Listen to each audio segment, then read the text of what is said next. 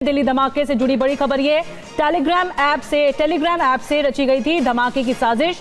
बातचीत के लिए टेलीग्राम एप्लीकेशन का इस्तेमाल किया जाता था।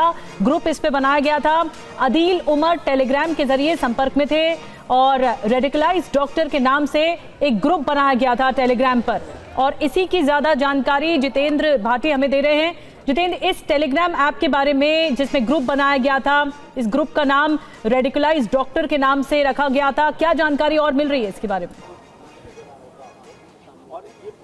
बिल्कुल, देखिए अभी तक शुरुआती जांच में ये पता लगा है कि टेलीग्राम के जरिए ये जो है संपर्क में थे। रेडिकलाइज्ड डॉक्टर्स का नाम रखा गया था। 3 डॉक्टर हमारे सामने हैं, जिसमें डॉक्टर अदील है, मुजम्मिल है और डॉक्टर उमर है। इसके अलावा कौन कौन थे इसकी भी जांच की जा रही है। देखिए, इस टेलीग्राम जो चैनल है इसका भांडाफोड़ भी जम्मू कश्मीर पुलिस ने किया है कि लगातार इनको जो है ट्रेस कर रही थी। देखिए, टेलीग्राम की जो चैट होती है वो एंड टू एंड इंस्क्रिप्ट होती है, तो ऐसे में उसको सुरक्षित माना जाता है, उसके लिए उन्होंने इसका इस्तेमाल किया। अब देखिए, इसके पीछे जो है कैसे दिल्ली में गाड़ी दाखिल हुई, इसको लेकर भी जांच एजेंसी ने पूरा रूट फॉलो किया है। तकरीबन 22 किलोमीटर तक इसका रूट फॉलो किया गया है। पता लगा है कि जब ये फरीदाबाद में सोमवार को कार्रवाई हुई, जहां पर ये पूरा असला पकड़ा गया है, जो विस्फोटक हैं वो पकड़े गए हैं, उसके बाद से उमर वहां से फरार हुआ। वो बदरपुर से दाखिल हुआ, फिर उसने मथुरा रोड पकड़ा, फिर वहां से होते हुए आगे आश्रम आया, काले खां की तरफ आया, उसके बाद ITO होते हुए फिर वो यहाँ पर लाल किले पहुंचा था और फिर पार्किंग में गाड़ी को पार्क रखा, जहां पर 3:18 पर गाड़ी उसने पार्क कर दी थी। 3 घंटे वो जो है गाड़ी में ही रहा। उसके बाद जब वहां से निकला 6:48 पे, ठीक यहाँ पर जो 100 मीटर की दूरी है, सीधे फरीदाबाद के आतंकी मॉड्यूल से ये पूरा कनेक्शन जुड़ता हुआ नजर आ रहा है। और दिल्ली ब्लास्ट की जांच से जुड़ी एक और अपडेट आपको दे दें। 500 अफसरों की टीम इस वक्त जांच में जुटी है। IB, NIA, NSG special cell के कुल 500 अफसर इस वक्त जांच कर रहे हैं। सभी टीमों को अलग अलग टास्क दिए गए। 100 से ज्यादा CCTV फुटेज की जांच अब तक की जा चुकी है। तमाम CCTV फुटेजेस को खंगाला जा रहा है और इस कार का पूरा रूट अब तक जांच एजेंसियां ट्रैक कर चुकी हैं। यह भी पता चल चुका है कि फरीदाबाद से यह कार दिल्ली आई, बदरपुर बॉर्डर से इस कार को एंटर कराया गया, यह भी जानकारी मिल चुकी है।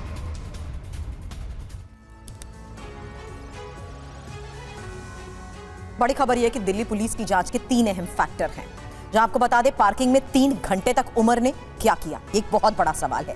दिल्ली फरीदाबाद में उमर किस किस से मिला और साथ ही फरीदाबाद में उमर के गैंग में कितने लोग शामिल। लाल किला ब्लास्ट अब तक हुए धमाकों से कैसे अलग, क्योंकि लगातार जिस तरीके से एविडेंसेस जुटाए गए हैं, मामले में हो रही जांच के बाद बड़े खुलासे हो रहे हैं और इस बीच ये वो तमाम बड़े सवाल जिसके तहत मामले की हो रही है जांच कि आखिर पार्किंग में 3 घंटे तक उमर ने क्या किया, दिल्ली फरीदाबाद में उमर किससे मिला और फरीदाबाद में उमर के गैंग में कितने लोग।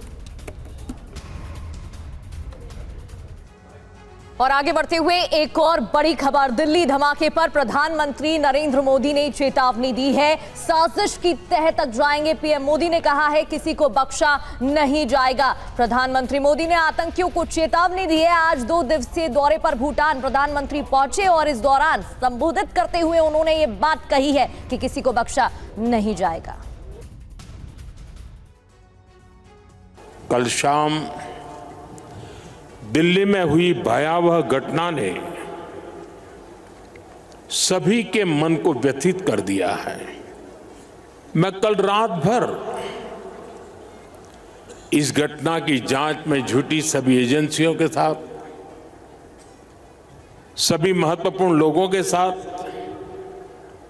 संपर्क में था, विचार विमर्श चलता था,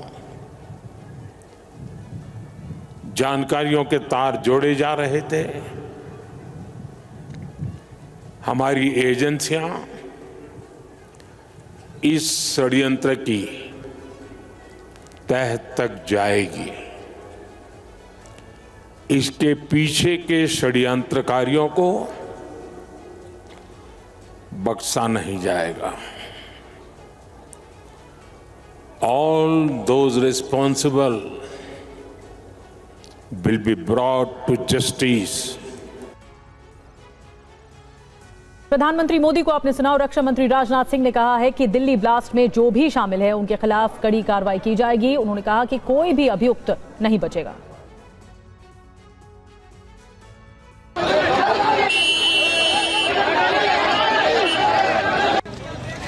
देश के खिलाफ साजिश करने वाले, राजधानी को दहलाने वाले दोषियों को सरकार किसी भी हाल में नहीं बख्शेगी। रक्षा मंत्री राजनाथ सिंह ने साफ साफ कह दिया कि दिल्ली ब्लास्ट को अंजाम देने वालों को किसी भी हालत में नहीं छोड़ेगी। साथ ही उन्होंने कहा कि घटना की जांच के दौरान साजिश में जिनके नाम भी सामने आएंगे उनका बचना नामुमकिन होगा।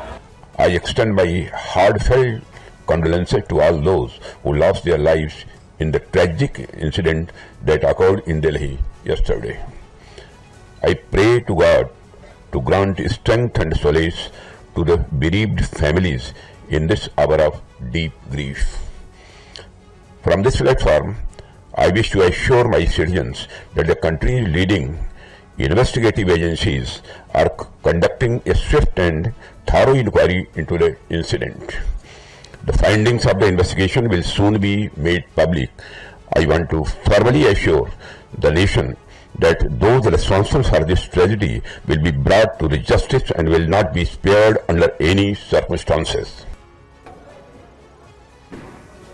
तो किसी भी दोषी को बख्शा नहीं जाएगा, ये भारत सरकार की तरफ से भरोसा दिलाया गया है, चाहे रक्षा मंत्री राजनाथ सिंह हो या फिर खुद प्रधानमंत्री नरेंद्र मोदी।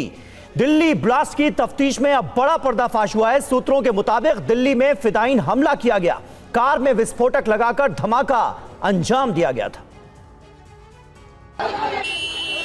दिल्ली में भीषण विस्फोट, धमाके से खंडर बना इलाका।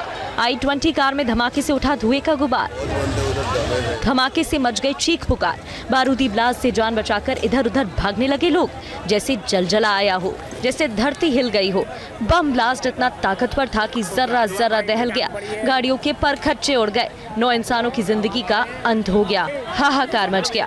धमाके की जद में जो आया उसकी धज्जियां उड़ गई। सूत्र इसे फिदायीन हमला बता रहे हैं। शक की कई वजह हैं। कार 3 घंटे पार्किंग में रही, कार में मास्क पहने ड्राइवर दिखा और फिर चलती कार में धमाका हुआ। इस धमाके का फरीदाबाद मॉड्यूल से कनेक्शन निकला तो फरीदाबाद से विस्फोट बरामदगी के बाद ये धमाका हुआ। वहीं पुलिस की जांच में भी कई चौंकाने वाली बातें सामने आई हैं। उसमें है एक्सप्लोजिव्स एक्ट है और BNS है। मैं एक चीज़ आपको सबको बता देता हूँ, investigation is going on, we can not share each and every detail. एक बार इन्वेस्टिगेशन होगी, जैसे ही आगे कुछ भी कंक्लूसिव होता है देन ओनली। और दिल्ली ब्लास्ट मामले में ही पुलिस ने पुलवामा से 3 लोगों को हिरासत में लिया है। गिरफ्तार आमिर, तारिक, उमर से पूछताछ जारी है। दिल्ली ब्लास्ट मामले में पुलिस की जांच तेज हो गई। पुलिस हर कड़ी को जोड़ने में लगी हुई है। पुलिस हमले से जुड़े लोगों की तलाश के लिए जम्मू कश्मीर के कई इलाकों में छापामारी कर रही है। पुलिस ने पुलवामा के संबूरा इलाके में छापामारी कर 3 संदिग्धों को गिरफ्तार किया। तस्वीरों में दिखाई दे रहे इन दोनों शख्स को पुलिस ने गिरफ्तार किया। पुलिस ने संबूरा के रहने वाले आमिर राशिद मीर को गिरफ्तार किया। यहाँ से पुलिस ने उमर राशिद मीर को पकड़ लिया। ये दोनों अब्दुल राशिद मीर के बेटे हैं। पुलिस ने तारिक मलिक नाम के शख्स को गिरफ्त में लिया। ये बैंक में सुरक्षा गार्ड का काम करता है। इसे भी संबूरा इलाके से गिरफ्त में लिया गया। इन तीनों अभियुक्तों को गिरफ्तार कर श्रीनगर भेज दिया गया है। तीनों अभियुक्तों से दिल्ली ब्लास्ट के बारे में पूछताछ जारी है। पुलिस को शक है कि इनके संबंध दिल्ली ब्लास्ट से जुड़े हो सकते हैं। पुलिस पूछताछ में क्या निकलकर सामने आता है, ये देखना होगा। और एक और बड़ी और अहम खबर ये कि दिल्ली ब्लास्ट का पाकिस्तान कनेक्शन सामने आया है। फरीदाबाद से गिरफ्तार डॉक्टर शाहीन जैश के लिए काम करती थी। देखिए सबसे बड़ा पर्दाफाश। क्या दिल्ली ब्लास्ट के पीछे पाकिस्तान का हाथ है? क्या फिदायीन धमाके की मास्टरमाइंड ISI है? क्या जिन जिहादी दरिंदों ने खूनी खेल खेला उसमें पाकिस्तान भी शामिल था? खून का दरिया बहाने के लिए बारूद और पैसे पाकिस्तान से मिले थे। क्या जिन आतंकियों ने आत्मघाती हमला किया उनका आका पाकिस्तानी है? सूत्रों के मुताबिक दिल्ली धमाके का पाकिस्तान कनेक्शन सामने आया है। डॉक्टर शाहीन फरीदाबाद से गिरफ्तार हुई जमात उल मोमिनात 3 जैश का महिला विंग है। तो इस विंग को मसूद अजहर की बहन पाकिस्तान से ऑपरेट करती है। यानी मसूद अजहर की बहन सादिया अजहर की इस पूरी साजिश की मास्टरमाइंड है। तो सादिया का पति कांधार विमान हाईजैक का मास्टरमाइंड है। अब पर्दाफाश हुआ है कि जैश की महिला विंग को फरीदाबाद की डॉक्टर शाहीन ही भारत में ऑपरेट कर रही थी। डॉक्टर शाहीन के पास भारत में आतंकी भर्ती करने की जिम्मेदारी थी। इससे साफ है कि डॉक्टर शाहीन सिर्फ एक सामान्य डॉक्टर नहीं बल्कि जैश ए मोहम्मद की महिला विंग जमात उल मोमिनात की भारत में कमांडर थी। लाल किले के सामने